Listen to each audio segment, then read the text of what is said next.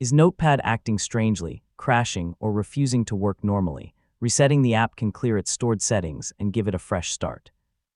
In this guide, I'll show you how to reset Notepad on Windows, when you should use Reset, and what to try if the option isn't available. First, open Windows Settings. Go to Apps, then Installed Apps. In the search box, type Notepad and find the Notepad app in the list. Open its three-dot menu and select Advanced Options if your version provides it. Before resetting, look for the Repair button.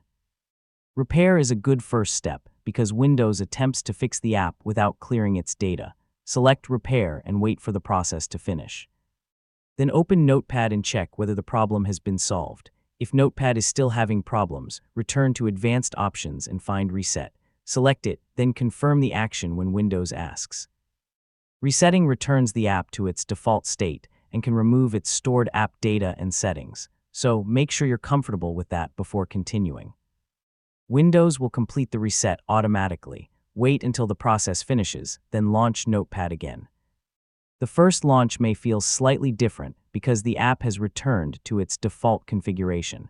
Now test the features that were causing trouble. Type a few lines, edit the text, and save a small test file. You can also open settings inside Notepad and check options such as appearance, font, or spell checking. Yeah, this confirms that the app is responding normally again. If you don't see the reset option, your Windows or Notepad version may use a different layout. First, check for Windows and Microsoft Store updates.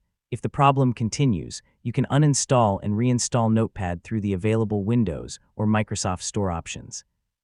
And that's how you reset Notepad on Windows. Remember, try Repair first, then use Reset when you need a clean app configuration.